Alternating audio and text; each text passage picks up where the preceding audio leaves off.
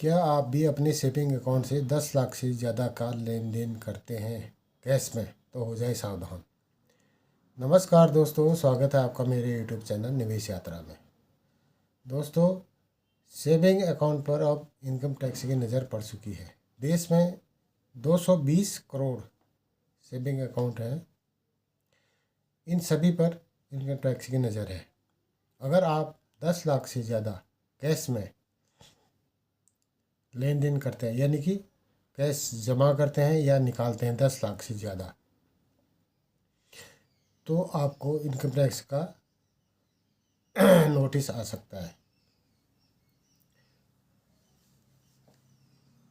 यानी कि आप अपने सेविंग अकाउंट से 10 लाख से ऊपर जमा करते हैं या निकालते हैं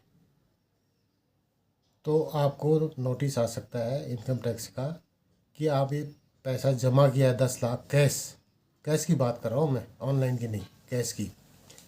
तो वो पूछा जाएगा कि आपने 10 लाख कैश कहाँ से आया, किसने आपको 10 लाख कैश दिया, किस चीज़ से दिया। अगर निकालते हैं तो आपको पूछा जाएगा कि किस चीज़ के लिए निकाला, आपने कहाँ देना है, क्या करना है 10 लाख कैश का, वो भी कैश का, क्योंकि जबकि आजकल सभी काम ऑनलाइन होते हैं। इसीलिए तो इसमें आप बोलेंगे कि मैंने थोड़ा थोड़ा करके किया, मतलब 25 लाख 50,000 ऐसे करके मैंने जमा किया या ऐसे करके निकाला। जी नहीं, पूरे साल भर का काउंटिंग होगा। एक साल में मतलब वो लिमिट रखी गई है, एक साल में 10 लाख से ज़्यादा है जो कैश में लेन देन करेगा। कैश में, फिर से ध्यान से सुनना, कैश में, ऑनलाइन नहीं, कैश में, उनको जो है इनकम टैक्स का नोटिस आ सकता है। पूछा जा सकता है कि भाई आपने किस लिए इतना कैश कहाँ से लाया, क्यों निकाला। अगर आपको किसी को, अगर माना किसी ने ऐसा किया है, 10 लाख कैश निकाला या जमा किया है, उसको नोटिस आया, तो उसको वो नोटिस का जवाब देना पड़ेगा, विस्तृत में देना पड़ेगा। मतलब मेरे कहाँ से आया, किसने दिया, क्यों दिया, और मैंने क्यों निकाला या किस लिए कैश निकाला। क्योंकि आजकल सभी जानते हैं ऑनलाइन सब ट्रांजैक्शन हो जाते हैं, सारे बैंक ऑनलाइन करते हैं, सभी लोग ऑनलाइन ट्रांजैक्शन करते हैं। आपने गाड़ी लेना हो, ज़मीन लेनी हो, कुछ लेना हो, आपका ऑनलाइन ट्रांजैक्शन होता है। तो सर,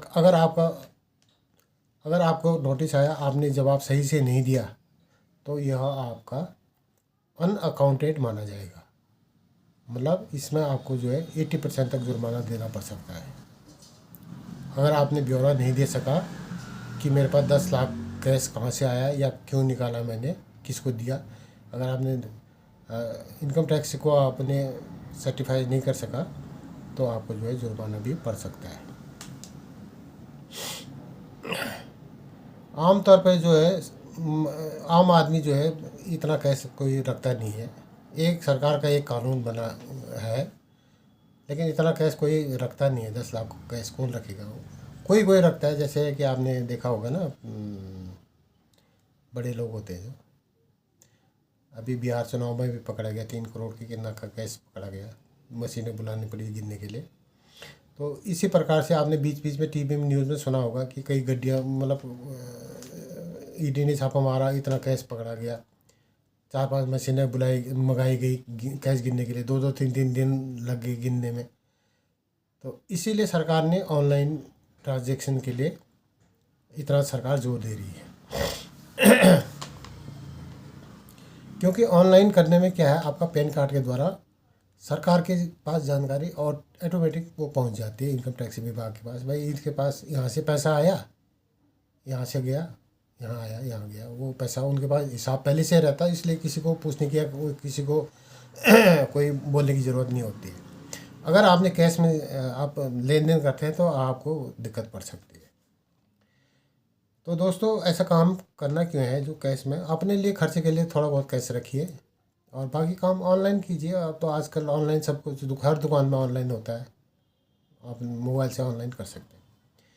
तो इनकम टैक्स के चक्कर में नहीं पड़ना चाहिए, चक्कर बुरा होता है इनकम टैक्स का, जो है अच्छा नहीं होता इनकम टैक्स का चक्कर। तो दोस्तों, वीडियो जानकारी पूर्ण लगी हो तो लाइक करें, शेयर करें, चैनल को सब्सक्राइब करें। जय हिंद, जय भारत।